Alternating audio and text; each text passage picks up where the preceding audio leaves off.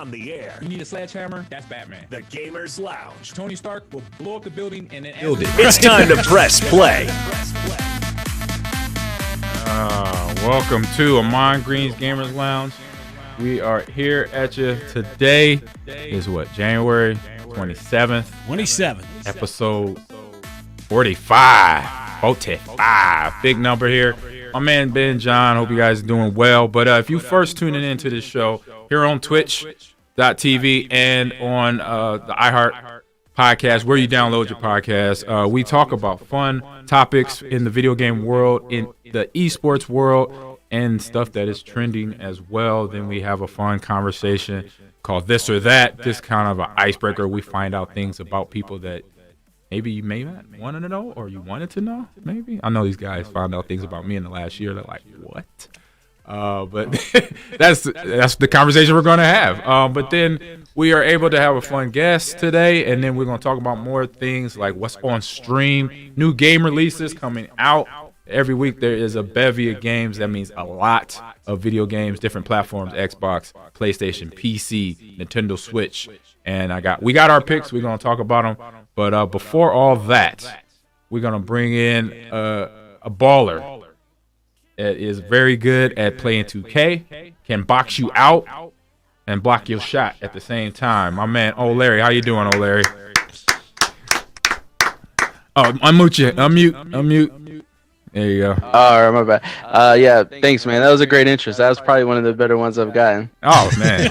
I've done this a few times now. Okay. But I have fun with it, too. So, man, appreciate you coming on the show today. And, for me, I say, like we were talking before we went live, I'm the resident expert here. But this is one game. It's still, I'm developing my game. And I do regs. I do, regular teams. I haven't got into the whole my player thing. I have created a player in the game itself, but I haven't put the time to build up his traits and everything. But I know that is something in the game that y'all do because it's 5v5. So tell me, let everybody know that process when you decide on, okay, I'm gonna go with, a guy built like Giannis in the game that you're gonna then go to the combine and do the stuff that you did to get where you are right now. Yeah, so originally when you make your My Player, obviously it depends what type of position you're looking for when you're playing your 5v5 with your guys or whether it's the rec. Myself, I was playing center, obviously, so each year the game changes a little bit. Some years, like the meta is where you have a dominant inside center who plays kind of like an Andre Drummond, just straight, boards and paint offense. And then there's different metas where you got centers who can, do a little bit of both, score inside and out, like a Joel Embiid. So the glory of the game is that you kind of get to make your build exactly how you want and, just work from there and try to qualify for the 2K League Combine. Nice, Ben. Yeah, so obviously you are a pro now in NBA 2K. You played Madden previously as well, but what kind of got you into this? What sort of drew you to the gaming world, video games? Was there a moment, was there a game as you were growing up that just kind of sucked you in and you're like, this is going to be my world. This is what I want to try and do someday professionally? So growing up in New York City, I played just basketball a lot. Like I think that's where my love for 2K kind of came. Like I played high school basketball, AAU and stuff like that. I played against like Maurice Harkless, who's in the league now and stuff like that. So high school basketball in New York is very competitive, and I just think my love for the game kind of just translated to 2K. And a lot of it's similar, the pick and rolls and the help defenses and all that stuff. So it's pretty similar to real basketball. Was there a moment, when did you know, like, hey, I'm really good at 2K? Like, how did that develop? So there was this tournament in, I think, 2016 called Road to the Finals. It was a 5v5 Pro-Am tournament that 2K put on for $250,000. And I lost in the semifinals, so Final Four. And that was really honestly because someone their internet went out and we had to play 4v5. But just the fact that I made it to the Final Four of a tournament for $250,000, I was like, man, I'm actually pretty good at this. I might need to, be a little bit more serious at this. So what is that, when you say more serious, what is that like for you? How much do you practice? How much do you train? How's that work? So, I mean, even right now in the off season, last night, I played probably from 9 p.m. till maybe like 2 or 3 a.m. And that's just like these off-season leagues and tournaments that we have. But while we're in season and market with our teams, each team's a little bit different, but you can practice sometimes anywhere from like 4 to maybe like 8 hours a day. Wow. Yeah, 5-6 days a week. Yeah, you got to. Yeah, and you talked about, staying up last night or this morning till 2 or 3 in the morning. You talk about, 4 to 8 hours of practice a day in season. Is it hard to kind of keep some sort of a social life and sort of maintain friends and other, just other things that us who are not fully invested or aren't pro gamers, are you able to lead some sort of a normal life like that, or is this just all-encompassing when you get to that level you're at, oLarry? I think you'll be able to balance it, but that is one thing that I had to learn when I was a little bit younger and I first started playing video games more competitively. I felt like I was giving too much of my like personal space to it and losing a lot of the outside stuff, the family, the friends. But I think now that I've gotten a little bit older and I've taken more into consideration my body, like mental health, like things like that, and I make sure to find time to try to get the right sleep, get in the gym at least like 3 or 4 days a week. Make sure I spend time with my family and also, perfect my craft. So I think I've kind of found the balance now.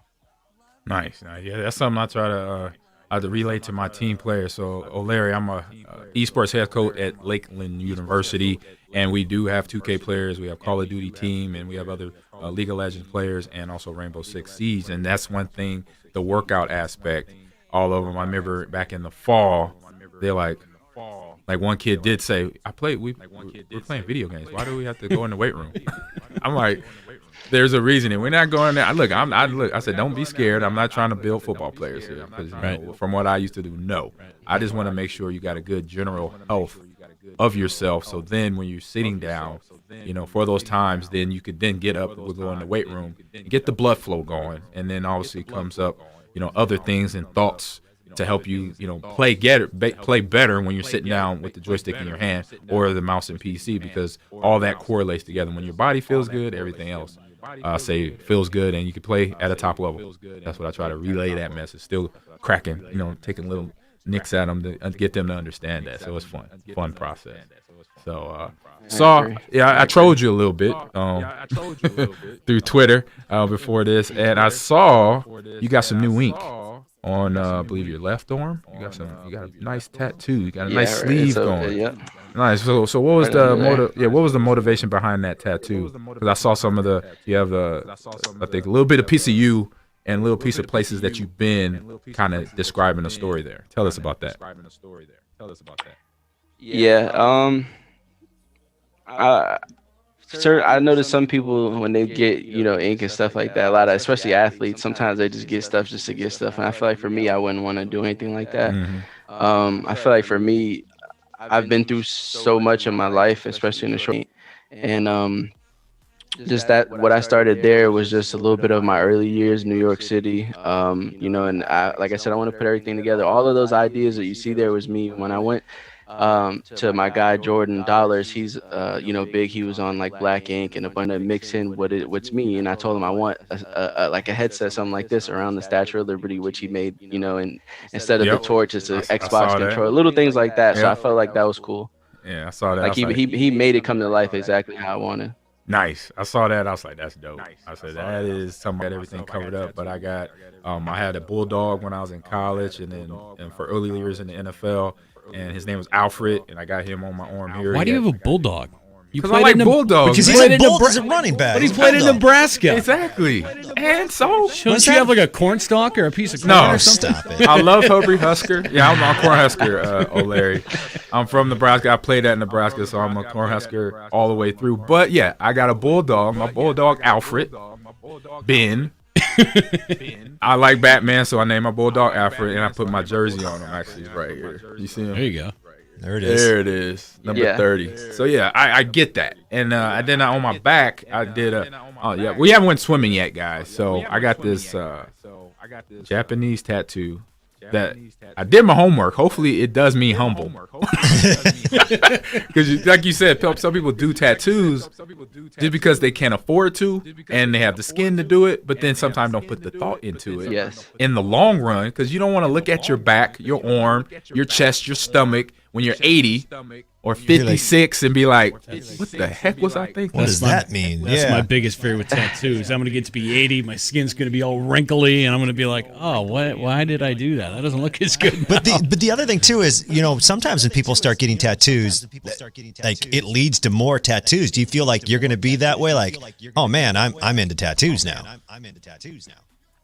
Yeah, I mean that's like my fourth one, so I mean I was kind of already into tattoos, but I think since that was the biggest one that I have, it's probably gonna make me take that leap because I don't know, man. It's like like not even on like just being completely honest with you guys. I feel like I don't know if it's ever since I got shot or whatever, but I don't know. Like the pain just is different now. I guess it's like it's more like a stress reliever. It felt like instead of like painful.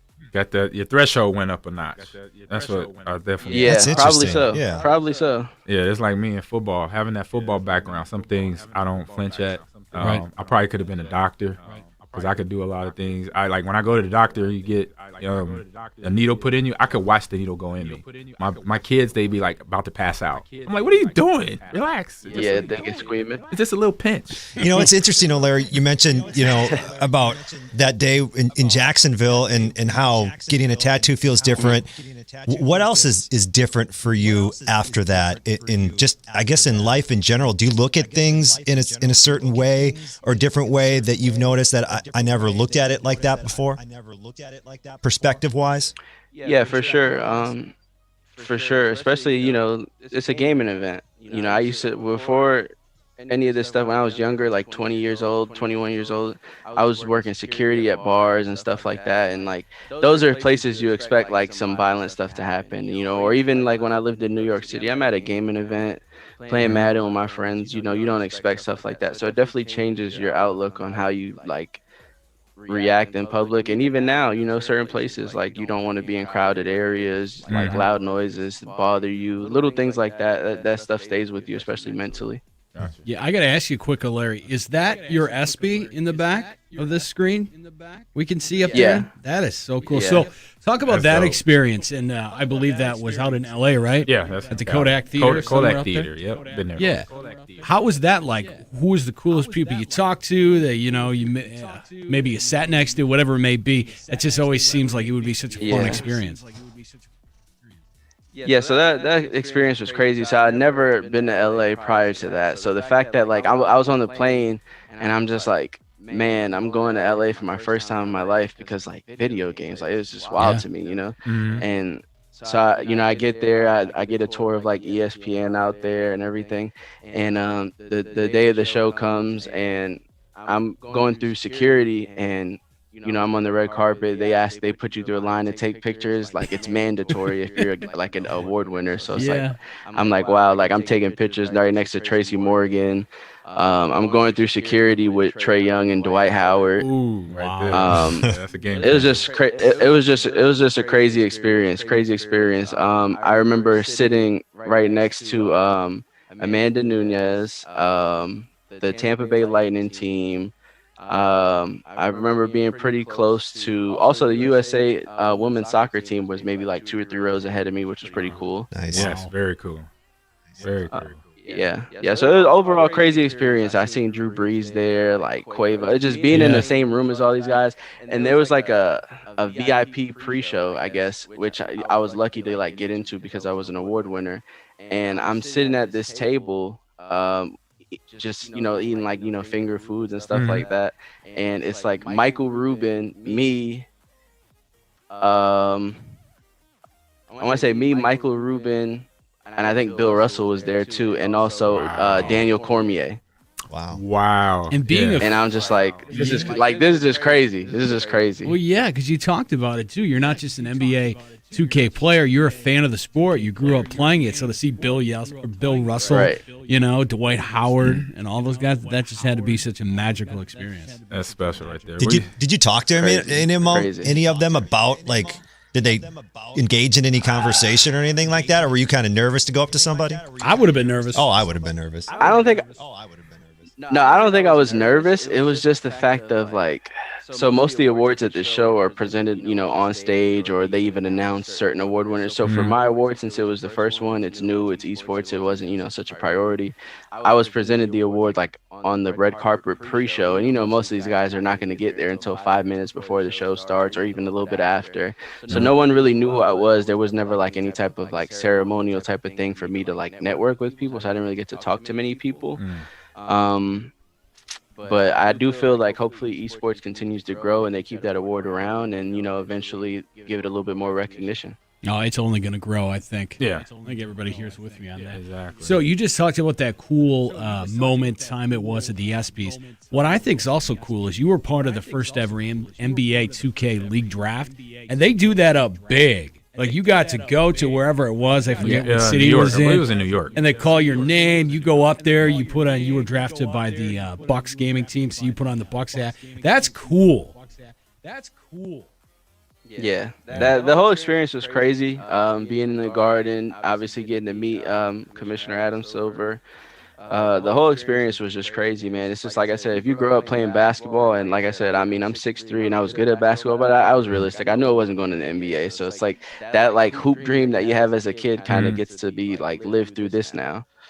Gotcha. So you're talking about that hoop dream, and now you're doing it, and you mentioned it already a little bit about your training hours and what you do.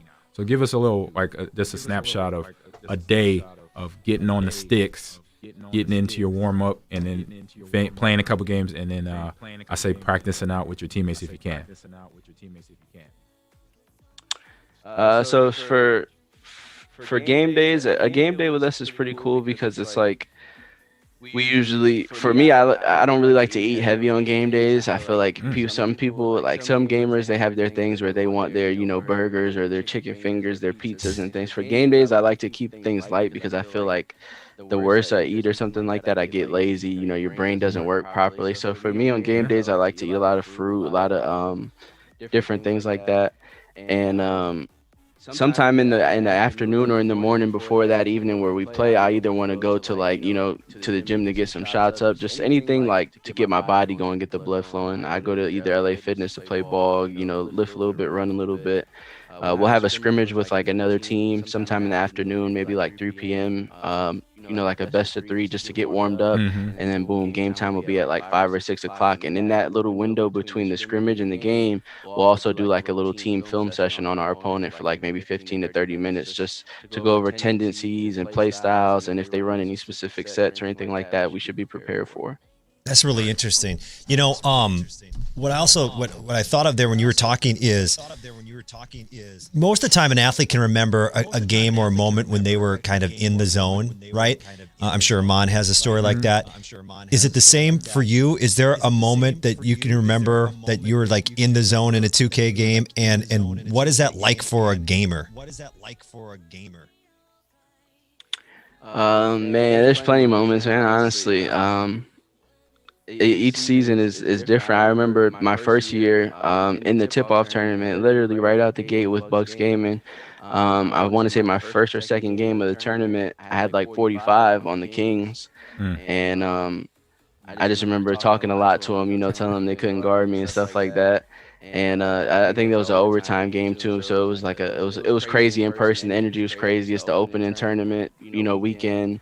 The following year, when I came back from, the whole Jacksonville situation, my first year with the Cavs, my first game back, because people doubted that I would be able to play again. I lost function in my thumb. I don't play the same. I'm not going to be as good. I've heard it all. So, I wanted to come out and prove a point.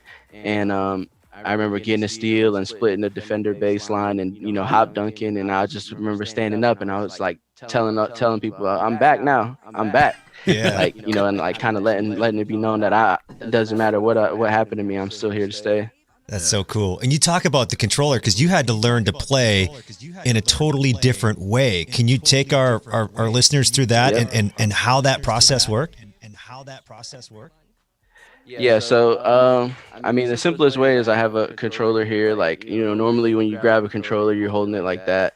With my right thumb, as you can see the scar there, I don't have any bone or like anything there, so I can't bend this finger. Most movement I have is at the joint in like my hand, and I can't feel anything. I don't have any sensation, so I can't like. My reaction time was just too bad. I tried to keep playing this way, and I was terrible. I sucked.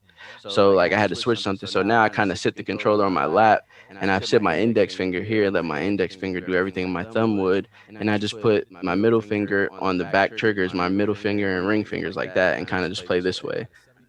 Was that the claw grip? And that took me about, yeah, it's claw. So it took me maybe about like 5 or 6 months to kind of get good with. The first 2 or 3 months, it was like I saw the like, all right, I can do this. I just got to get used to it. Yeah, Muscle memory kind of thing. Yeah. What kept That's you? amazing, by the way. It is. It is. And I mean, Outstanding. what kept you pushing through that? Because obviously you couldn't play the way that you did, and you have to do this new grip, and it took you 5 to 6 months to get that done. I'm sure there was moments in there where you were just like, man, I don't know if I'm ever going to be able to do this again. What kind of pushed you through? Honestly, just a good support system, just a couple really, really close friends, 2 or 3 friends, and obviously, my family, my mom, my dad, my brothers, they would come visit me during recovery because I could barely walk after that stuff happened to me. I was on bed rest for a while. My hand was in a cast, my wrist was broken. So I was kind of just in like a real bad spot where like everything was kind of going wrong. And I did want to give up. I can't lie about that. I did want to give up. I was just like defeated kind of mentally. And just having people push you, when I was on bed rest, I gained a lot of weight. I was just home sleeping, eating. I got as big as like 330 pounds. And then like, I don't know, just having people on my ass about not quitting, not giving up. Don't let this defeat you. You're not don't be a survivor. You're more than that. Like, that type of stuff. And I don't know, something clicked in my brain, and I was like, all right, my cast came off, and it was just like a domino effect after that. My hand came out the cast, took a couple months to get the grip right. Body healed up. I started going to the gym. I lost like 70, 80 pounds. So it's just like little by little, just getting everything back together. But it's really from a good support system, man. Yeah. Thank you for sharing that, because I know it's not easy to talk about, but I think it's important for people to hear that story. Thank you. For sure. And so, Ben, John, you haven't seen how the studio is set up for the 2K League. So they have what he was mentioning about the trash talking, when they could hear him, stand up out of his seat. So they're only feet from each other. So it's not, similar to line of scrimmage, offensive line, defensive line, chattering back and forth. So they're set up like it's in almost a semicircle. So it's shaped like a basketball. So you got his 5 teammates and him, and then the opposing team. So they if you go online, you can see them. They're only maybe 6-7 feet from each other. So trust me, they can hear him. They can hear each other barking. That's awesome. So my question to you, oLarry, is who is the one guy, opponent-wise, maybe on your team too, that you love the trash talk to? I know it's one or few in the league that you like. I can't wait to play them. I'm gonna be in his ear all day. Who's that one? Who's that player or several players for you? Well, originally my teammate, All Hail Trey, we were on the Cavs together for the last 2 years. He's now going to Toronto, back to Toronto. He was on Toronto season 1. We spent season 2 and 3 together on the Cavs. Now he's going back to Toronto with the Raptors. That's like my little brother. It's like one of my best friends, and he's one of the biggest talkers. And I enjoyed talking to him, season 1, and us being together, it was like that. In 2K, like he played power forward and I played center, so that's like your front court duo. You know what I mean? Yeah. So it's like me and him, we would like feed off each other's energy, and we would talk a lot to other people together, like like laugh at people, kind of joke at them. And I know it's gonna be fun playing against him this year. Also, my boy Goofy. Goofy was a champion season 1 with the Knicks. Okay. He was on Grizz Gaming last year. He's heading to the Blazers this season. So that's another one of my close friends that, he's great at what he does. And I know when I play against him, it's probably going to be a battle, but we're going to talk to each other for sure. I love that. I love that you're teaming up too with a teammate and trash talking. That's pretty cool. What are your future plans in 2K? You talk about everybody heading certain places. What are you planning to do? How's that going to work? So March is the draft for the next season. I'm currently not on a roster at the moment, but based off of having a great year last year and the previous years before, people already know what I can do as far as what I can bring to a team that wants to compete for a championship. I do have a fair amount of teams interested in me, so come draft day, we'll see where I end up. But I'm excited, man. I think that this is going to be a big year for me and whatever team I go to, and I think playoffs is obviously should be something that's probably guaranteed. But I feel like there's a good chance to make a tournament championship run or even the actual finals. You know, Ahman mentioned about how the setup is. How has the pandemic changed the way you play? The pandemic kind of messed up a lot of stuff because this past season 3, we were supposed to get into a new studio in New York. And the league obviously had a lot of partnerships with like Bud Light and different things that they were bringing to the in-game, like the in-person experience for the fans. You'll be able to eat, get a drink, still be like, able to watch the game live, things like that. We were going into a new studio, so this was going to be a big leap for us as far as the like in-person experience goes in studio. Then obviously the pandemic happened and we went to remote play. Remote play is also a little bit tough for 2K because, just like most games, there's that, West server, East server. So it's like when you got someone like the Kings trying to play against someone like the Knicks, there's, some teams might feel a little bit of a delay in their side of the connection because of the servers. So the remote play kind of hurt us from a player standpoint, but it also helped the league grow from a viewership standpoint. We were on ESPN2 a lot this year. A lot of different partnerships as far as the broadcast went, the YouTube stuff. So I just saw a tweet the other day from the 2K League, and I know that the numbers of viewership completely skyrocketed as far as percentage through the pandemic. Nice. That's what I've been enjoying in the last several years between 2K League starting, Overwatch League starting, being a gamer myself. It's like, how we started this conversation, esports, and you kind of mentioned it when you said when you received your ESPY and they did it on the red carpet. Esports is getting that respect. It's coming. It's going. Sometimes things don't come right away, but over time, that respect will be there. So, you gonna stick around for this next segment? This or that segment, John. Want to take us there? This or that. Okay, this or that, oLarry. This is how it happens. This is from the mind of Ahman Green. It's pretty simple. You answer either this, the first option, or that, the second option. So here we go. Okay. And sometimes we have to ask Ahman to help explain what's going on here. So I'm assuming you either always have to tell the truth or you always have to lie. Is this kind of like that movie Liar, Liar? Yes. Where he always had to tell the truth? Yep. All right. So who are you though? Ben, John, oLarry. Always have to tell the truth. Okay. You telling the truth, or you telling you one of them hustlers out there? This is going to sound like this is a total cop-out answer for the podcast, but a big thing in my life is honesty, and it annoys me when people lie because eventually you always find out they're lying. True. So I always strive to tell the truth because it's much easier to remember the truth than it is all these little lies that you've told. The story, the layers, Spider web of lies. Yeah. So I'm a truth. Okay. oLarry. Okay. Your turn. What do you think? Always tell the truth or always lie? No, I kind of agree with Ben. I think it's easier to just keep up with the truth, man, because it's like if you tell a lie to one person and lie to that person, you don't remember what lie you told to who at some point. So it's like it's easier to just keep up. Like, look, man, my heart is pure. I'm gonna be genuine with you. I'm gonna keep it real with you, and that's all I can do. Yep, same there. I'm with you right now. This is look like a consensus, all telling the truth. Have you ever told a lie, Ahman? As a kid, yeah. I didn't want to get in trouble a couple times with mom and dad. My dad was old school. It was belt. I didn't want that leather. No. I didn't want that smoke, as they say today. What's the biggest lie you told as a kid? Do you remember? The biggest I lie? can't even remember. Because you strike me as somebody that would never tell a lie. I mean, as a kid, you find out real quick, okay, I got to do this so my butt doesn't get turned red. Trying to see the biggest lie I told as a kid. I can't think of It anything. was a few, but I can't even remember right now. Yeah. I'm on You Front probably Street. blamed something Give on me your some brother. time. Yeah, By let the it- time we get through the list, it'll pop in my head. I wasn't habitual, but I got in a lot of trouble, so I was trying to stay out of trouble. All right, so this next one's for a date. Let that marinate, Ahman. All right, so for a date. So are you asking that the person you're going to go on the date with either shows up late or you get stood up? Like Would if- you rather have them show up late or get stood up? Yes. That's the. Why do they have them show up late, right? So for me, I'll take this one first. So for a date, I don't mind showing up late because she got there, or at least I got there. You know what I'm saying? Okay. But if you stand me up, it's game changer. It's like, nah, we done.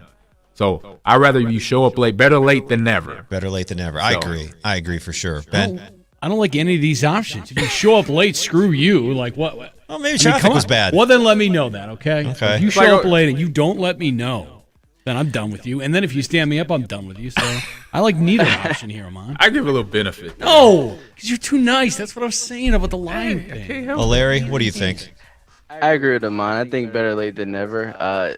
You know, if she's late, she's still interested. Exactly. Stuff happens. Women take long to get ready, traffic, whatever. You're not lying. Especially New York City. The fact that she was interested enough to show up shows something. Yeah. Bam. Boom.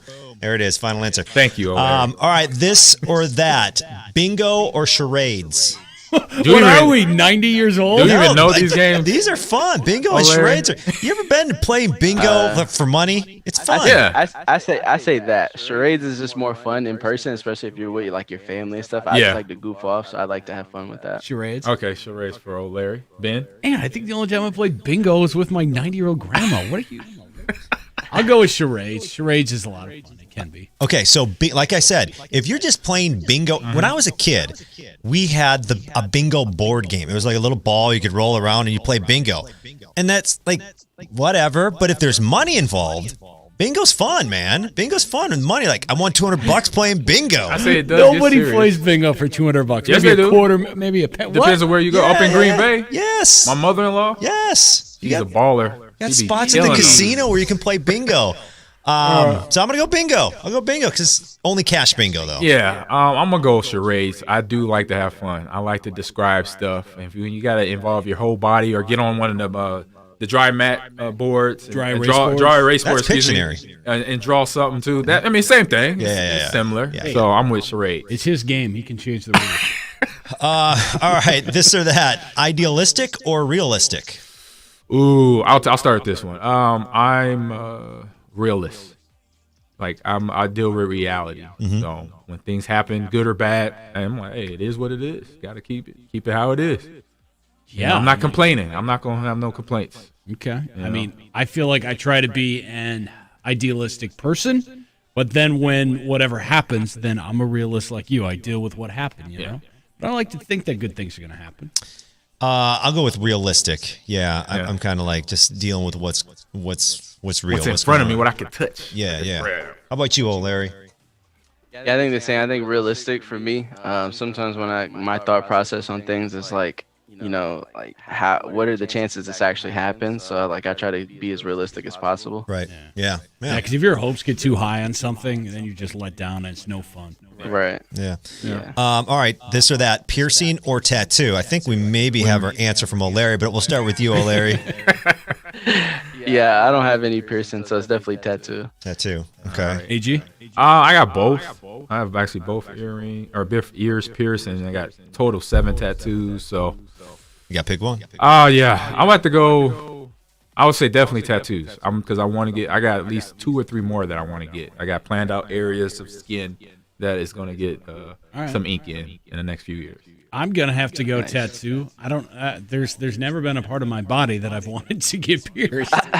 Just never has been. So Yeah. I'll go with the tattoo. I'd go with tattoo, even though I don't have either a piercing or a tattoo. Really? Yeah. Okay. I would get, once again, like O'Larry said, like if I'm getting a tattoo, I still, I guess, am searching for something that means enough to put it on my skin for me. I don't, if I ever get a tattoo, it's got to have some sort of major meaning. Yeah, exactly. But I would pick tattoo. Okay. Yeah. I wouldn't get a piercing. Nothing against you. No, you good. All right, so this is another dating question. So on a date, does this mean like, would you rather be comfy or look sexy? Is that a better way? So coming to the date, clothing. Or Clothing. look, yeah. Have you seen the commercial where the guy shows up and his collar is just all jacked up and she's Yeah, it's all like wrinkly. and she's in a nice dress and she's like, oh yeah, this what you. Okay, so comfy or sexy? Are when you dressing? You go to that basically, especially the first date. Are you gonna show up like in your best threads, or are you just gonna be like, you know what, this casual? I'm gonna come in what I game in, some sweats and some flip flops. This is tough. See, I think it all depends, okay? If this is somebody that I'm kind of iffy on and I didn't maybe even want to go on the date, then I'm just showing up real. Where are we I going may not on this even date? shower. I don't even know. Oh, come on, man. If it's somebody that I really wanted to date and I finally got the date, then I'm going to the 10s. Like, I'm looking good. I'm doing my thing. You pulling out the J's? Yeah, or the AJs. The right? AJs? Yeah. That's me. How about you, oLarry? I don't. First date, obviously, you know, they say you only get one first impression, so I think your outfit does mean something. But I feel like a big thing that people underestimate, especially their first time meeting a woman, is the scent. I feel like the cologne has to be perfect. You gotta knock. And you talking about not taking a shower, man? Well, that was only if I didn't want to really date this person. I did it as a courtesy to somebody else. I don't know. Am I the only one that has these real life situations, or what? Yeah. on a date it's not even a negotiation. I'm taking a shower. I'm taking the longest shower I could Haven't you take. ever just gone on a date to help out a buddy, or maybe his sister needed a date and you just went somewhere? I'm You still guys have giving never it. done this? Am I the only one? No, I've done that, but I'm still giving it 100%. Even if it's a setup so date. nice. I may not want to be there, but I'm gonna be there. Okay. So you comfy or sexy? I'm sexy. Sexy. I'm sexy. Is there a middle ground? I'm getting lined up, braided up, everything. Is there a middle Send ground? it up. Because I don't want to show up in sweatpants, but I also don't want to show up in a suit and tie. I said don't show up in flip flops unless you're in Florida, L.A., Texas. Even then, that's still Right. Yeah, he your knows. first. Your first date, No, Right. not the first one. You definitely got to be lined up. You got to have a cut. You got to make sure your shave is good. Yep. You got to make sure you smell good. I don't think outfit has to be too crazy. It doesn't have to be a suit. Correct. I think jeans and like a little polo button up, something smooth, casual. Oh, Yeah. I think O'Larry just, you The nailed it. scent, You though, nailed but it. it's a game changer. No, yeah, that's a good Because point, O'Larry. I know for guys, I've been married. It'll be 14 years this summer. Hopefully, if Don't I forget that. better be right. If not, I'm gonna get slapped when I get home. But the scent is special because sometimes when I put that cologne on, my wife bought me. She was like, "Oh, Yeah. I walk in the room, she smells it. She gets a you're whiff just of doing it. that because you want something Yeah. later. That's what you're doing. No. No, see, your mind's always in the gutter, dude. Always in the gutter. Because I'm the only one that'll say But things. no, but like that is I agree with O'Larry. It is underestimated that you finding if it's your whatever brand you like. Because I haven't, be honest. I only have one brand I wear. So I think my wife, she gets. I don't even know the name she gets. I just put the bottle on, click. I hit Didn't that. even know. Yeah. But back in the So day, I used to in college. It was Cool Water cologne. That's what I used- that was the game changer. Wow. Cool Water. Aqua de That's a throwback. Right. Mine Exactly. was That mine in dates me. college was Aqua de Gio. Is that how you say it? I think so. Aqua I de remember that Gio, one. yeah. Yeah, I remember that one. Yeah, that was mine in college. What's your I answer? think that's Armani. Yep. Okay, yeah, I don't have one now. I don't. You don't have one? It's like like I said, I really don't. Like I agree, Yeah. John. Like when you get in that long lasting relationship, it kind of we smell each other every day, so it kind of Yeah. Yeah. All right, final this or that. And Ahman, you got to help me out here. So Okay. Rugrats or Rocket Power? Rocket Power So was. these are I didn't know what that 90s. was. I know might have you kind of on the fringe of this, O'Larry, because how old are you? 28. Okay. Oh, okay. You Yeah, might. he's with me. So, Rugrats was an old Nickelodeon show, Yeah. mid '90s. That was a Saturday morning cartoon. Game changer. Had the Bunch of little kids, right? kids running around, but they have full conversations, go on missions, go on exploration of the house or the backyard. Their imagination would take them. Yep. It was a fun show to watch on Nickelodeon. So that was my show. Yep. Rocket Power. I honestly don't know. I just found Otto? it. I found it. I was like, where is this? Come aired on. at? It was also on Nickelodeon from Was it a 99 Nickel- to 2004. Yeah, I'll is be what it honest with says you, okay? on the internet. I'll start with this one. Rugrats, that was like the first cartoon that I actually can remember watching as a kid, but Rocket Power was definitely when I was like in middle school. So like we kind of watched it. It was kind of cool. Otto and the guy. He I knows was Rocket Power. Yeah. So what was the premise? What was the plot of Rocket Power? It was like a way cool Southern California family that loved surfing, and they kind of lived down by the ocean. I like there that. was no mom, there was just dad, and then I think his brother owned like a little restaurant down on the water. So yeah, Rocket Power. I like that. I'm going to choose Rocket Power. That sounds like a nice little life. It was. I like that one. What you got, O'Larry? Yeah, I think I'm with. I remember both shows. I watch both shows, but I think for me personally, it's a Rocket Power. Okay. Just because like I remember growing up with my cousins, and I had a lot of cousins around the same age as me, 1 year older, 1 year younger. And you know, that's how the Rocket Power group was. Like they were all like friends and family of the same age, and we were outside doing the same stuff. Like they were skateboarding, we were skateboarding, you know, like things like that. So I just felt like we even did like the little handshake that they did. So it was like I remember that. All right, y'all got me. Nice. I need to go and on demand it right now. Yeah. It's actually not a bad show. Because I was Rugrats and Doug. And then Doug and then funny. Rocco's Modern Life. That was the show right there. I got T-shirt. I don't have a day. I got Transformers today. That's another game. That was an 80s. I was an 80s kid too. So, oh man. So, oLarry, if you want to stick around, you can. But if you got to get going on that 2K, I understand because we're gonna get into some other fun stuff. Yeah. Thanks for joining us, Yeah, Larry. thanks, oLarry. So where are you at? It's up to you. What you want to do? Like to give it to this?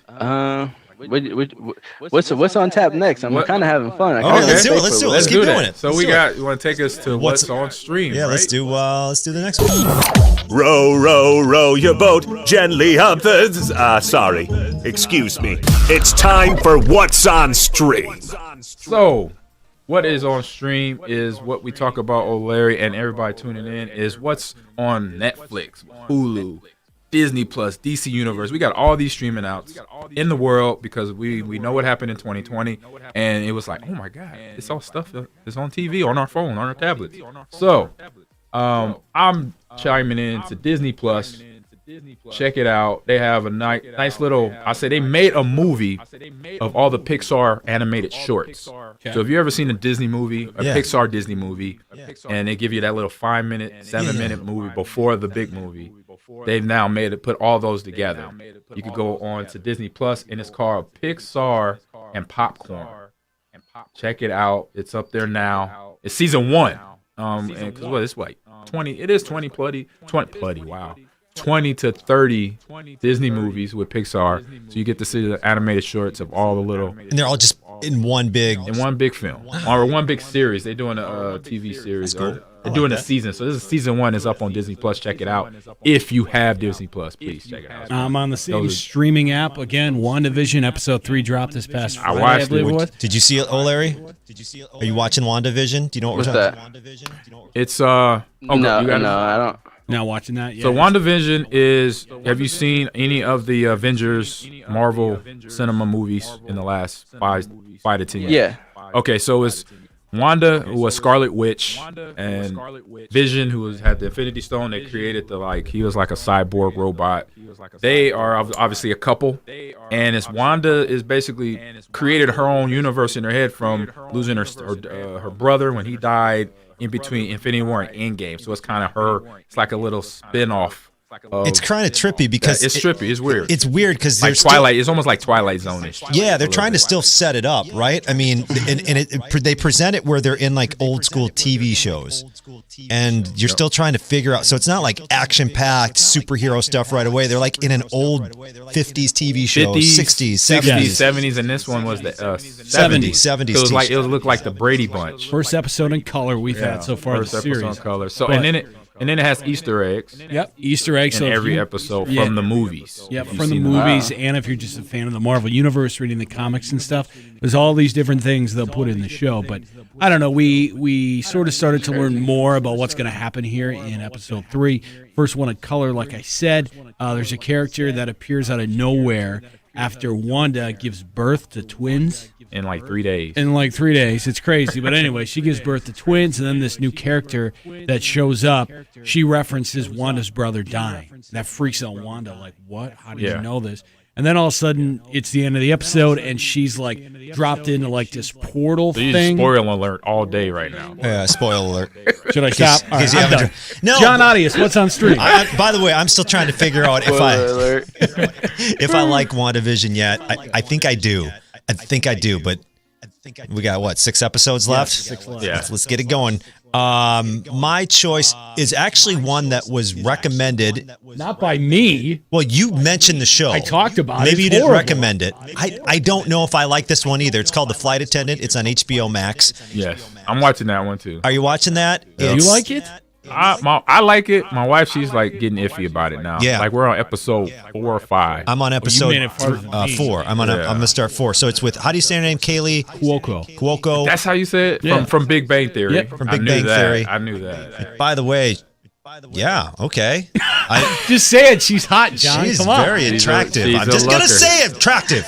She's a looker. That's the only reason why I started watching the show, if I'm going to be He's a honest. looker. So I'm watching that, and I'm kind of like, I guess your wife, Ahman. I'm not sold on it yet, but I'm still giving it a shot because it's kind of, She's a little selfish. Yeah. So up The and character. down. it's so kind of out, like it goes different places all the time. There's a lot of different storylines happening all at once there, but True. I'm down with it. Yeah. So how about you, oLarry? Do you even have time to stream anything?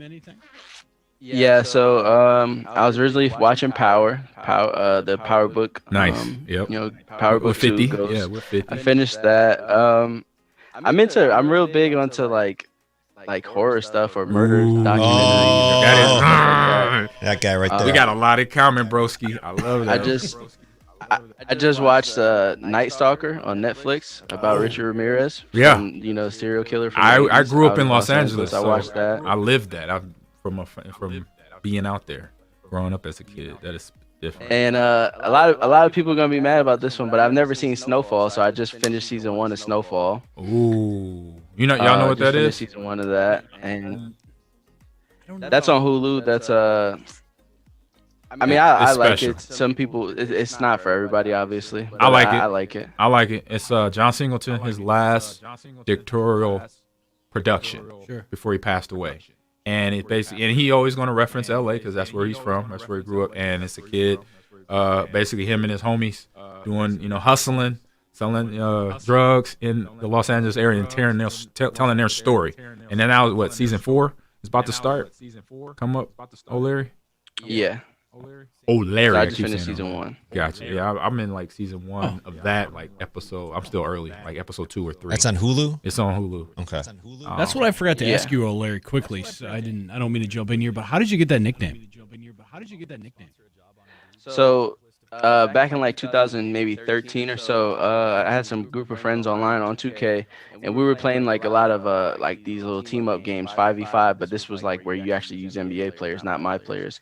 And so we were kind of dominating. We were winning a lot, and one of my friends, one of my teammates, he was like, "Man, we like the dream team. We don't lose."